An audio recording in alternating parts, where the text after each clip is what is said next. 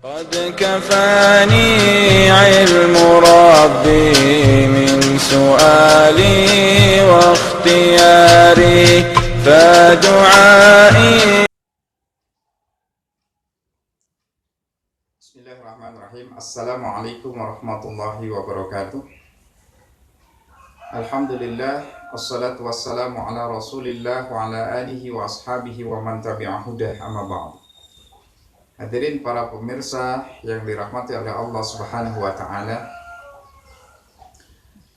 Wabah virus corona yang terjadi akhir-akhir ini mengharuskan kita menggunakan masker. Anjuran menggunakan masker supaya kita terhindar dari penularan dari orang yang sudah positif terkena virus corona.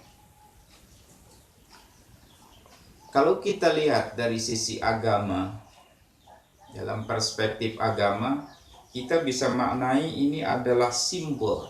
Ini adalah isyarat dari Allah Subhanahu wa taala di mana kita harus menjaga lidah kita, menjaga mulut kita supaya kita tidak berkata-kata yang kotor, berkata-kata yang tidak baik. Hal ini sesungguhnya sesuai dengan makna daripada as-siyam itu sendiri. Dalam Quran surat Al-Baqarah ayat 183 Allah berfirman, ya ayyuhalladzina amanu kutiba alaikumusiyam kama kutiba alal ladzina min qablikum la'allakum tattaqun. As-siyam, kata as-siyam ditafsirkan oleh para mufassir artinya al-imsak. At-Tabari Ibnu Katsir mengatakan as-siyam as-shaum artinya al-imsak. Al-imsak minat ta'am wasyurbi wal wiqa'i biniyatin khalisatin lillahi ta'ala, yaitu menahan diri dari makan, minum, berhubungan suami istri dengan niat ikhlas lillahi ta'ala. Itu arti daripada shaum. Bahkan dalam sebuah ayat dijelaskan makna as-shaum itu artinya menjaga dari tidak berbicara, yaitu dalam kisah Siti Maryam. Allah menyuruh kepada Siti Maryam untuk berpuasa. Tapi makna puasa di sini bukan dalam arti menahan diri untuk tidak makan dan minum, tapi untuk tidak berbicara. Inni nazartu lirrahmani shauma falan ukallima yawma insiyya. Aku bernadar kepada Ar-Rahman, untuk Ar-Rahman, untuk Allah Subhanahu wa taala untuk berpuasa. Falan ukallimal yawma insiyya, sehingga aku tidak berbicara pada hari ini dengan seorang manusia pun. Jadi shaum di sini artinya la kalam, tidak berbicara, gitu ya. Nah, ini menunjukkan bahwa shaum itu sangat identik dengan tidak berbicara, menahan untuk tidak berbicara yang tidak, menahan diri untuk tidak berbicara hal-hal yang tidak baik, yang tidak berguna. Dan memang dalam hadis Rasulullah SAW banyak ditegaskan tentang pentingnya menjaga lidah, menjaga lisan, karena kalau orang ingin sukses, ingin selamat, dia harus bisa menjaga lidahnya. Misalnya dalam sebuah hadis Rasulullah SAW ditanya, "Man najah?" Apa itu keselamatan? Kemudian Rasul menjawab, "Amsik 'alaika lisanak." Jaga lisanmu. Jadi jaga lisan ini adalah kunci keselamatan.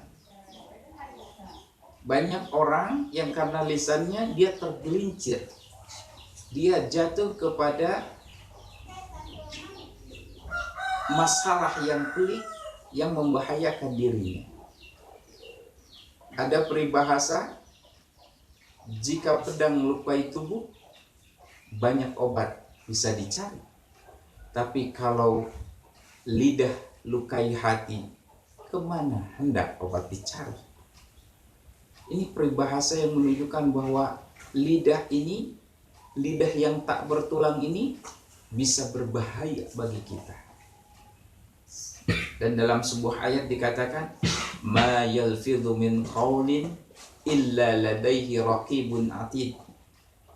Tidak ada satu perkataan pun yang dikeluarkan, diucapkan oleh seseorang kecuali dicatat oleh raqib dan atid, malaikat raqib dan atid. Jadi ini penting bagi kita menjaga lidah kita.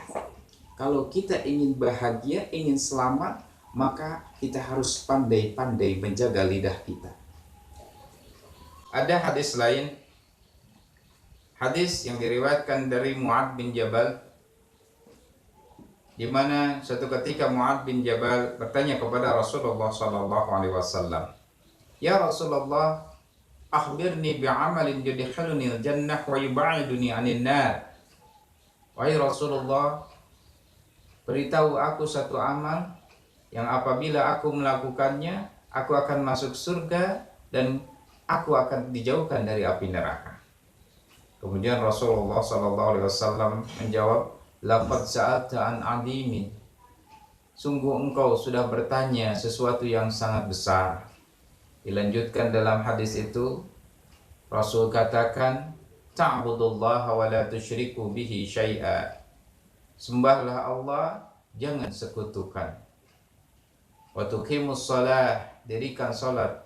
Wa tu'tiyaz zakah, tunaikan zakat. Wa tahujjal bait, dan pergilah berhaji ke Baitullah. Kemudian Rasulullah menjelaskan beberapa hal yang apabila kita ingin masuk surga, lakukanlah itu.